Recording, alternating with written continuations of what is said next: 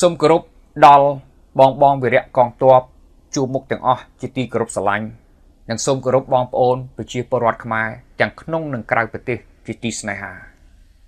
យើងបានដឹងគ្រប់គ្នាហើយកាលពីថ្ងៃទី7ខែធ្នូឆ្នាំ2025រហូតមកការរំលោភឈ្លានពានរបស់កងទ័ពសៀមមកលើប្រជាជាតិអាចារ្យកម្ពុជាមួយលើកហើយមួយលើកទៀតនៃការឈ្លានពានដ៏ធំធេងមួយនេះការប្រើប្រាស់សពាវុធធុនធ្ងន់រួមទាំងយន្តហោះ F16 បាញ់ផ្លោងទម្លាក់គ្រាប់បែកដោយមិនរើសទីតាំងដែលជាហេតុធ្វើឲ្យរបួសស្លាប់ដល់ប្រជាពលរដ្ឋខ្មែរស្លូតត្រង់របស់កម្ពុជាក្នុងនាមខ្ញុំជាពលរដ្ឋខ្មែរមួយរូប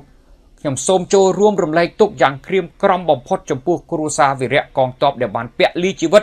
ចំពោះការតស៊ូលះបង់បូជាសាច់ស្រស់ឈាមស្រស់ដើម្បីការពារបូរណភាពដែនដីមិនឲ្យបាត់បង់សូម្បីតែ1មីលីម៉ែត្រការពារប្រជាពលរដ្ឋខ្មែរមិនឲ្យរងគ្រោះថ្នាក់នៅគ្រប់ទីកន្លែង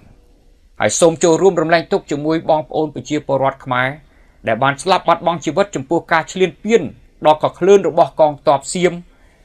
បាញ់ផ្លោងទម្លាក់គ្រាប់បែកមកចំភូមិប្រជាពលរដ្ឋស្លូតត្រង់របស់យើងខ្ញុំទាំងអស់គ្នានឹងចងចាំនៅគំរូវីរភាពរបស់វីរៈកងទ័ពដែលបានពលីជីវិតនិងបងប្អូនប្រជាពលរដ្ឋស្លូតត្រង់នៅក្នុងហេតុការណ៍ឈ្លានពានរបស់កងទ័ពសៀមខ្ញុំសូមគោរពជូនពរដល់នាយទាហានរងពលទាហានវីរៈកងទ័ពជួរមុខទាំងអស់សូមទទួលបានសុខសวัสดิភាពគ្រប់ពេលវេលានិងឈ្នះអស់សត្រូវឈ្លានពានមកលើទឹកដីប្រជាជាតិអាចារ្យកម្ពុជាហើយខ្ញុំបាទក៏សូមគាំទ្រនិងសូមអរគុណដល់រាជរដ្ឋាភិបាលរបស់កម្ពុជាដែលមានសម្ដេចមហាបវរធិបតីហ៊ុនម៉ាណែតដែលបានការពារប្រជាជនការពារបូរណភាពដែនដីមិនឲ្យបាត់បង់សូម្បី1មីលីម៉ែត្រសូមឲ្យប្រជាជនខ្មែររបស់យើងបន្តស្មារតីខ្មែរតែមួយរួមគ្នាសាមគ្គីគ្នាជាធ្លុងមួយអ្វីដែលយើងអាចផ្ដល់បាន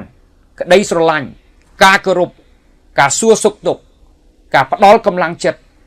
និងការបរិច្ចាគនៅសពគ្រប់បែបយ៉ាងដែលយើងអាចធ្វើទៅបានតាមរយៈអ្នកសមរភូមិក្រោយនៅជាប់ជាមួយនឹងបងសមរភូមិជួរមុខដោយពាក្យខ្មែរយើងពោលថាចង្កឹះមួយបាច់គឺកាច់មិនបាក់ឡើយសូមរួមគ្នាដើម្បីកម្ពុជាសូមអរគុណ